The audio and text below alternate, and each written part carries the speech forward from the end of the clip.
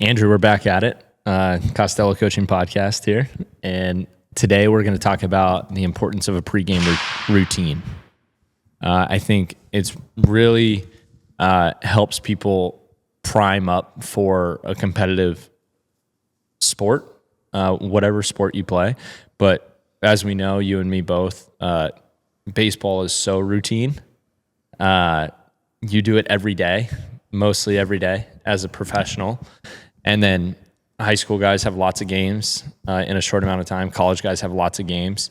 So just like people have a morning routine to set their intention for the day, same goes for a baseball player.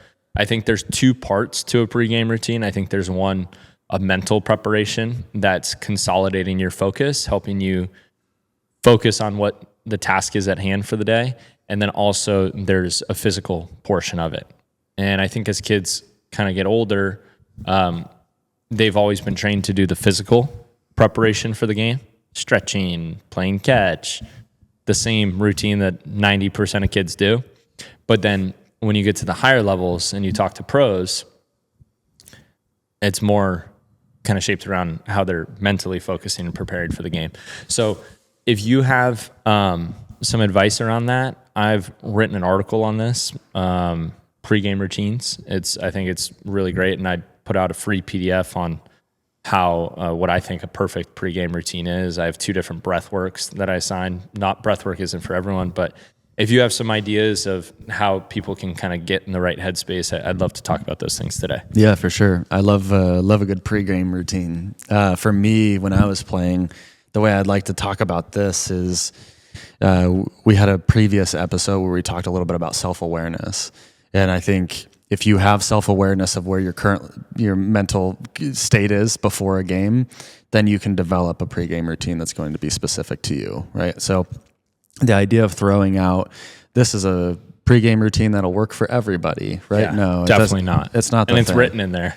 Yeah, I know. I wasn't even saying that yours No, was. I know, but it's just like, here's a good framework to work from. You know what I mean? But you're going to have to develop what works for you. 100%. I think that's where I bring self-awareness into it. Is really, for me, I was someone that struggled with anxiety before games. I didn't ever need to be like pumped back up. Like I didn't love people, get Andrew rowdy. Like let's go. I wanted to be as calm as I possibly could. And so once I realized that, I would develop routines that would help me with that. So for example, big into breath work. I'd do like a nice breath thing that would kind of slow me down, just box breathing, 4 seconds inhale, 4 seconds hold, 4 seconds exhale, 4 seconds hold. And I would just do that until my mind stopped racing. So most people think about, and you hear this with coaches all the time, if you're thinking about something bad, just don't think about it. Stop doing that. It's like, okay, got it. It doesn't work, right? Your brain is naturally looking for things that are going to be unsafe, right? So to counteract a negative thought process, you have to give it something else to focus on. So by giving yourself a breathing technique where you actually have to see the numbers in your head as you're counting, you're giving your brain another objective to focus on, and that's going to help calm that anxiety. So I would do that beforehand. And I was actually talking with someone the other day, and I'd love to bring this into the space. For me, when I was pitching, I was always fearful of what was going to happen in the future, right? Which is anxiety. But what I programmed into my pregame routine was to be okay with whatever the heck was happening the day before and the day of the game. So for example, when I would listen to music, most often guys, and I was one of these, and I'm not saying it's wrong, it just wasn't for me, I would search for the right music. Oh yeah, this is the song I want to listen to right now. Yeah, this is going to get me into the right frame of mindset.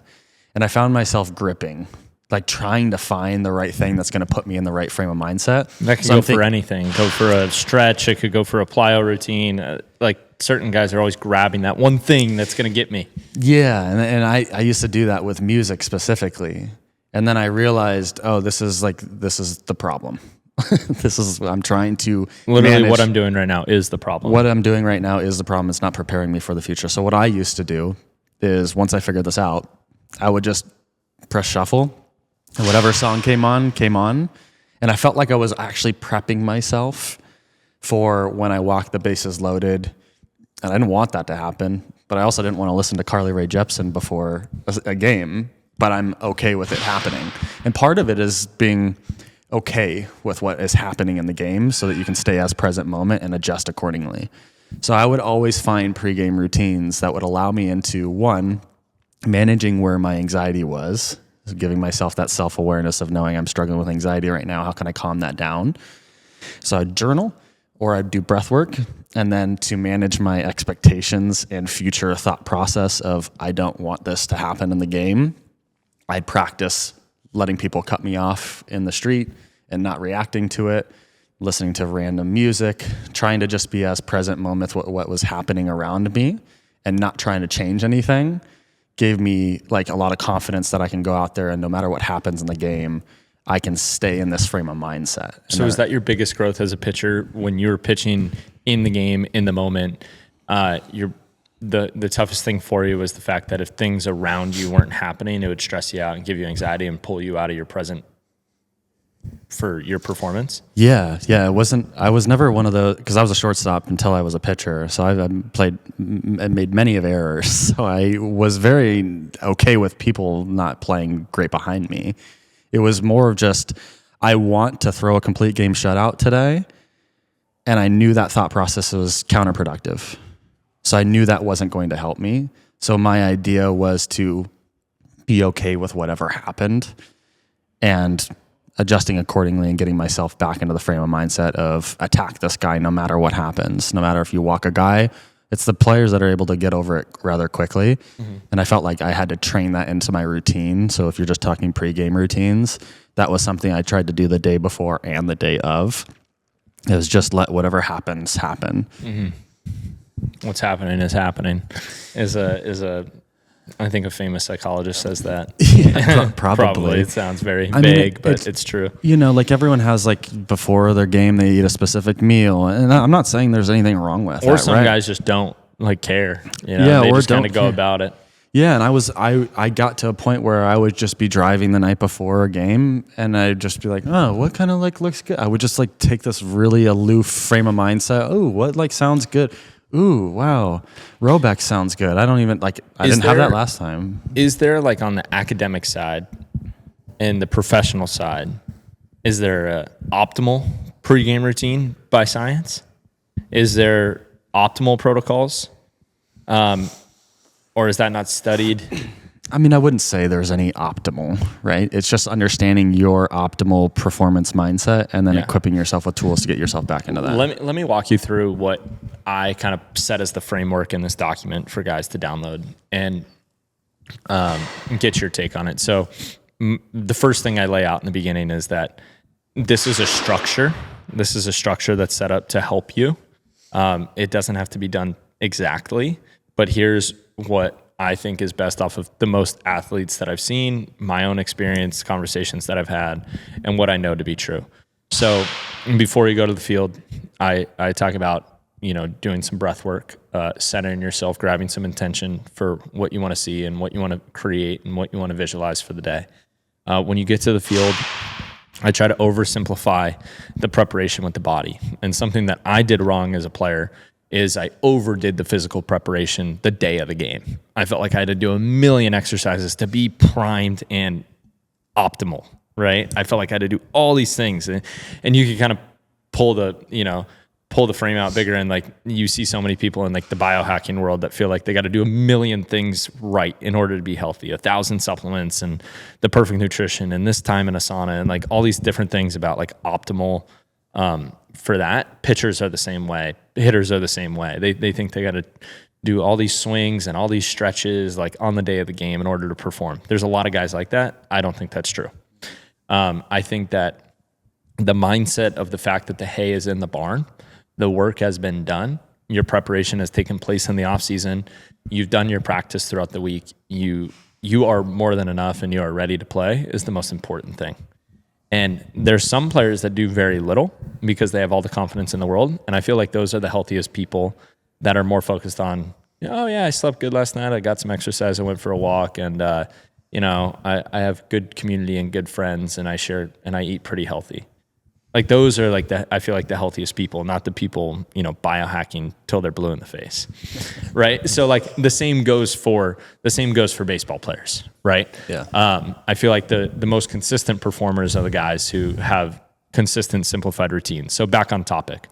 So what I established as the physical preparation for this event or the game is a simple DNS routine. I love the way that makes the body feel. You're turned on, you're aware, you've expanded breath through the diaphragm.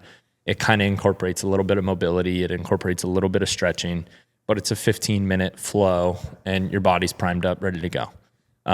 If your hips are a little tight, I add in a couple hip ideas. If your shoulders are a little tight, I add in a little bit of shoulders. But right there, you should be stable. Your core should be turned on. You should be feeling good. From that, I recommend people sprint. I love what that does to the central nervous system.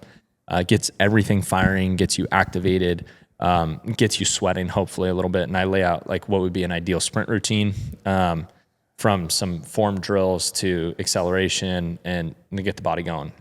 From there, I probably piss off a lot of pitchers with what I wrote because I made like all the plyo things like completely optional.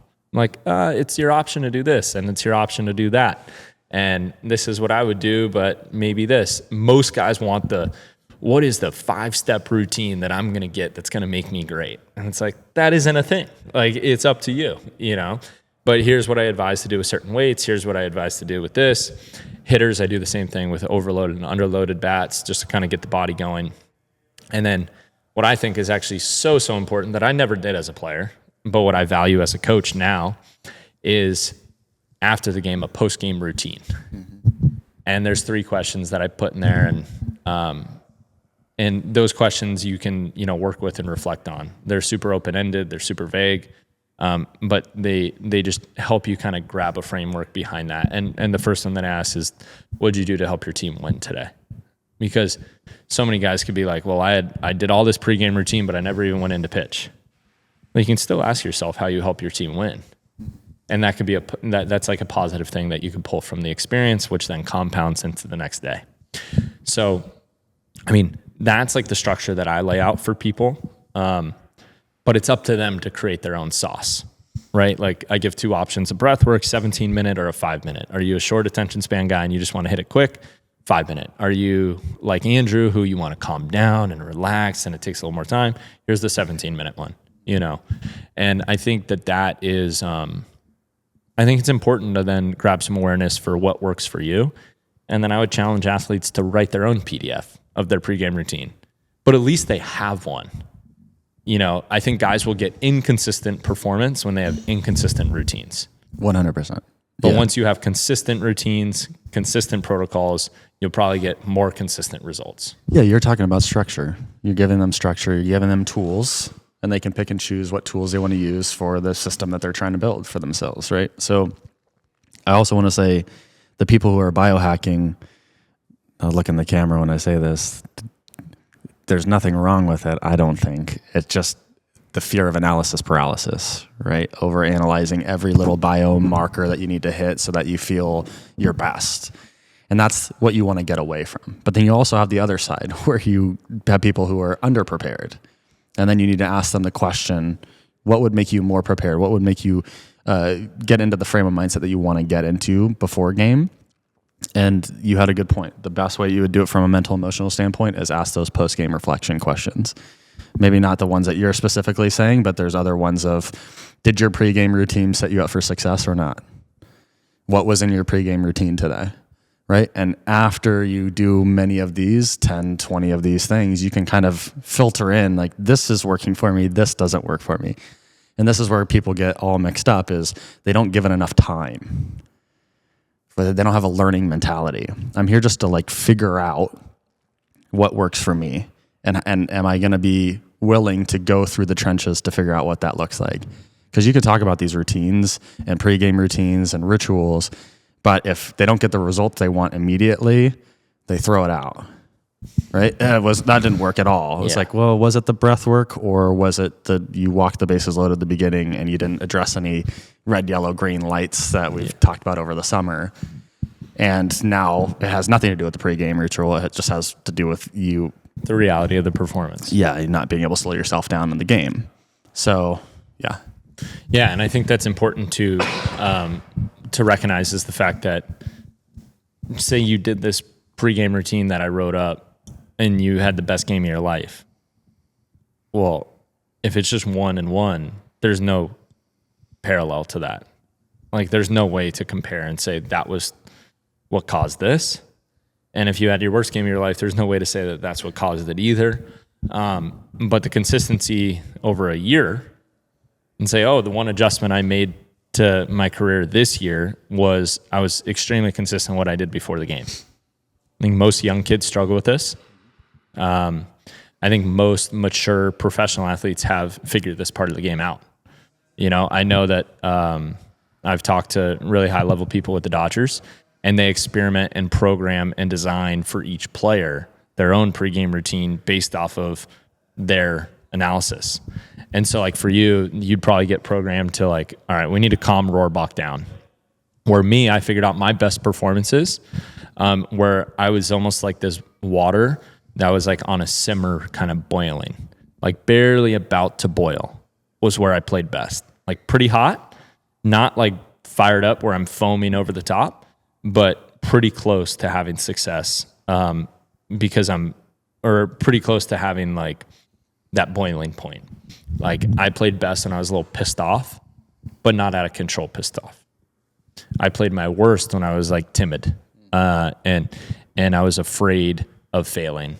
And that makes sense, right? Like if you're afraid of failing, you're probably not gonna have a great performance. But when I was like, I'm gonna dominate you and I don't care who you are, I just don't really like you.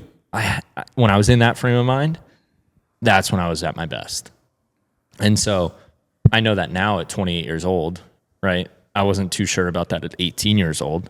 But that's where I performed best. And I was just a little angry but not too much. And so then if I were to craft a pregame routine to do that, how would I get myself to a state that's like that? Well, it would be a little higher energy.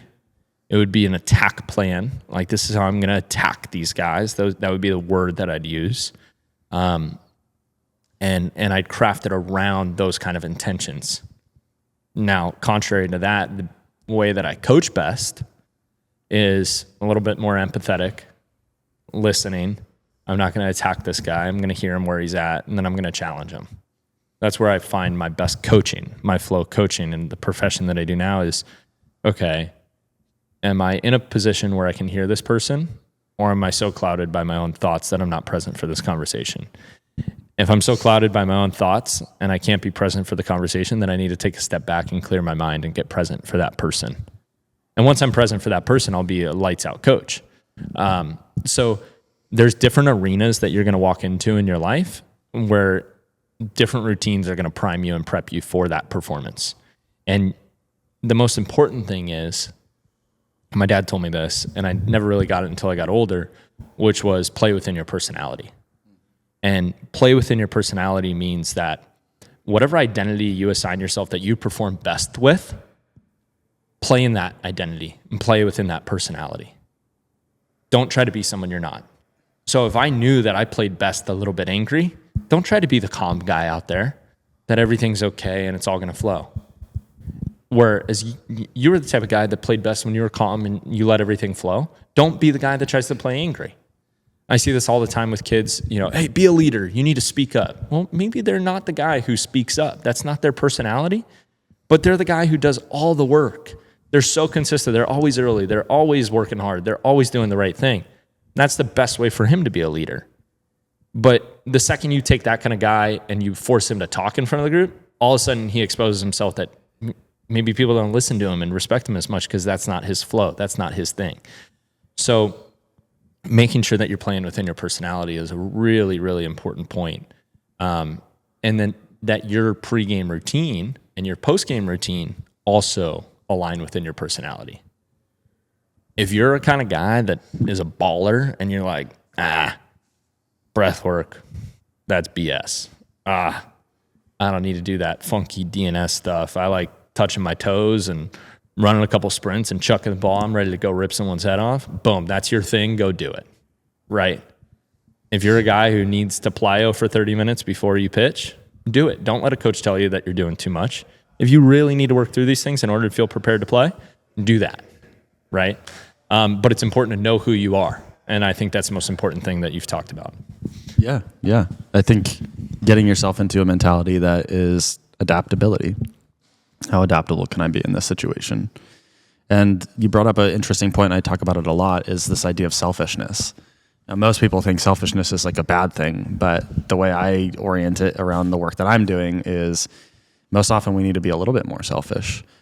Selfish to figure out who we are, how we like to perform, and what frame of mindset we want to be in when we perform, and protect that mindset at all costs. And that's where the exploration comes from. All the exercises I do with people is, asking them a lot of questions to say, did this work? Does this not work? Did it put you in the frame of mindset you wanted to be in? No. Okay. What could you have done in that situation next time? Right. Helping them equip themselves with some tools. But I like the idea of playing within your personality. It's easier said than done, right? Most often depends what age you're working with, but some people don't know what that is yet. And so grabbing your identity is important there. Like, it goes back to like, what questions are you asking yourself? Like, who am I? Right. And then once you kind of can identify those things, you can then realize what your identity is. And then you play within that. Yeah. You equip yourself with tools so that you can give yourself the best option to play within that identity. The idea of it's not perfectionism, but once you figure this out, you figure out how you like to play. It's like, great, but some games you're not going to play like that. Can you still be effective? That's why I brought up the adaptability. It's like, can you equip yourself with tools that are going to put you in the mentality of adaptability? And when things happen in the game, because chaos is the only thing you can actually expect, how much do you commit to the routines and tools that you have so you stay within, whether it's your personality, your identity, your mindset, whatever it is, I'm combining them together. Is how do you stick within those and fight for them and protect it? How would you support someone who says they have routines, but my coach makes me do this? Yeah, that's a tough one because you want to be adaptable. You want to like stick with your coach. I guess the thing I would talk about is like, have you had a conversation with your coach of, hey, this really works well for me? Like, how does this fit within your program? And if people have had that conversation and the coach is resistant towards it, okay, no problem. And then there's also part of me that goes, do you have an option beforehand before the coach gets there to really like put your routine first? I think in my playing career, I struggled with that a lot. And I think I got myself to a point where I realized this matters for me. And this is the only thing that matters is how I feel about this. So I'm not saying just don't do what your coach says, but I do think like an alignment conversation with your coach is probably necessary to kind of let your coach know where you stand, and so you can kind of fit within that system. Yeah, I think the steps there, as you say that, is number one, you got to get really clear on what works for you and who you are. And any coach, no matter if they're the hardo or they're hard to talk to or they don't do meetings or they do meetings, whatever they are, every person that's trying to help you and you want to say you want to do something different, if you just present them the plan of what you're doing and why you're doing it, most guys are going to be adaptable to that and understand, okay, this is what you want to do. Well, here's why I want you doing this is always the fear of the counter of the player or pissing off the coach or like, man, I'm kind of like 50-50 if I'm playing. I don't want to go talk to the coach, and tell him that this is what I need to do. But most coaches are accepting of a conversation. And if you're prepared for that conversation on what you want to do and why you want to do it, most can receive that and work with you on it. And I think the best advice you gave was, number one, try to figure out how much of this you can do without breaking the routine that they've already established for you or whatever the team's customary traditions are.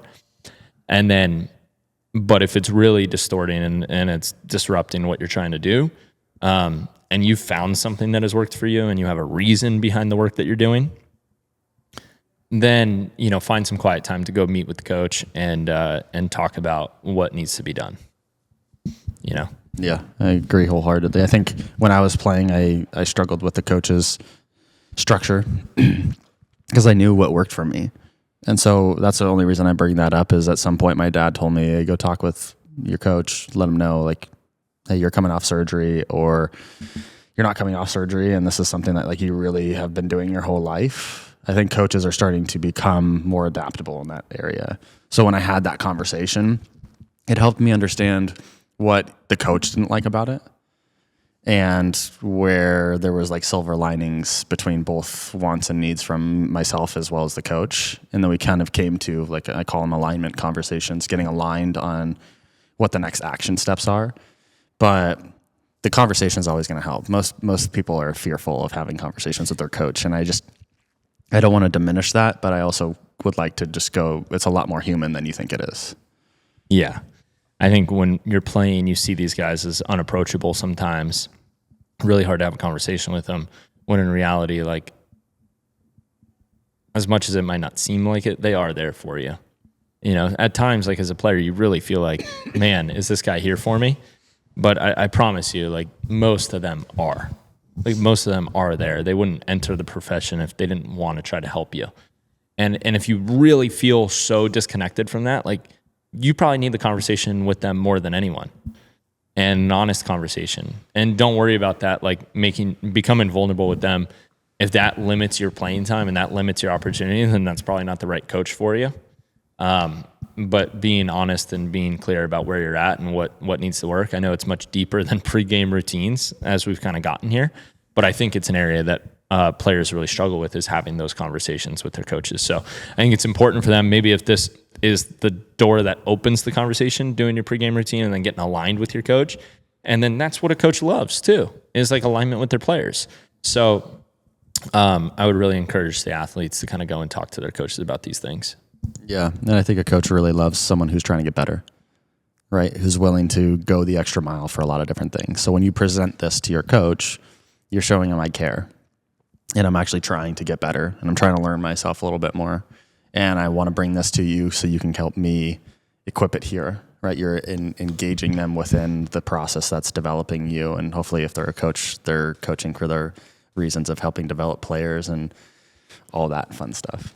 And in turn, if you perform better, you help the team win. And, you know, and that's the whole goal of it, is helping a group of people go accomplish the same goal. And what does it take for each individual to show up with their best self to go after that goal that we all share?